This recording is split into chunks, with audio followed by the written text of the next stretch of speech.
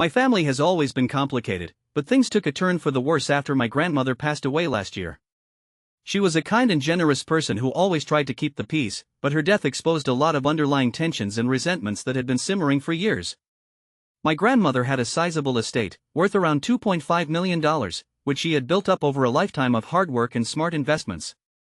She had always been clear about her wishes for how the estate should be divided, but unfortunately, she didn't have a will that reflected those wishes. As a result, my grandfather, who is still alive but suffering from dementia, is technically the sole beneficiary of the estate. However, my grandmother had always made it clear that she wanted the estate to be divided equally among her 3 children, my mother, my aunt, and my uncle. She had even gone so far as to write a letter outlining her wishes, but unfortunately, this letter was not considered a valid will by the court. My mother, who is the eldest sibling, took it upon herself to try and sort out the estate and ensure that her mother's wishes were respected. She hired a lawyer and began the process of navigating the complex web of probate laws and estate taxes. However, things quickly became complicated when my aunt and uncle began to dispute my mother's actions. They claimed that my mother was trying to control the estate and manipulate the situation to her own advantage. The situation escalated when my aunt and uncle hired their own lawyer and filed a petition with the court to have my mother removed as the executor of the estate. They claimed that she was not fit to manage the estate and that she was acting in her own self-interest. My mother was devastated by this betrayal and felt that her siblings were being completely unreasonable. She had always been the one to take care of my grandmother and had sacrificed a lot to do so, and she felt that she was being repaid with ingratitude and suspicion. As the court battle heated up, things started to get really ugly. My aunt and uncle began to make all sorts of accusations against my mother, claiming that she had been embezzling money from the estate and that she was trying to cheat them out of their inheritance.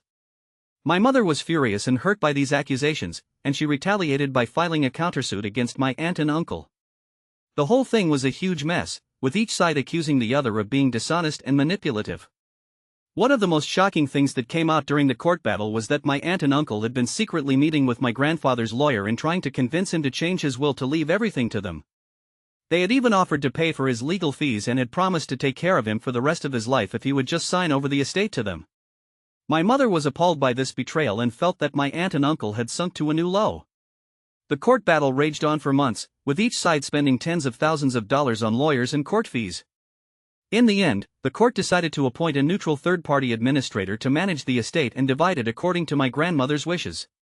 My mother, aunt, and uncle each received a third of the estate, which worked out to around $833,000 each. However, the costs of the court battle had been so high that each of us ended up with significantly less than that. The whole experience was incredibly draining and traumatic for all of us. My mother was exhausted and emotionally spent, and she felt that she had been subjected to a huge injustice. My aunt and uncle were also left feeling bitter and resentful, and they continued to accuse my mother of manipulation and dishonesty. The whole thing was a huge mess, and it left our family more divided than ever. As I look back on the experience, I am still trying to process the complexity of it all. I feel like I am caught in the middle, trying to navigate the complicated web of family dynamics and loyalty.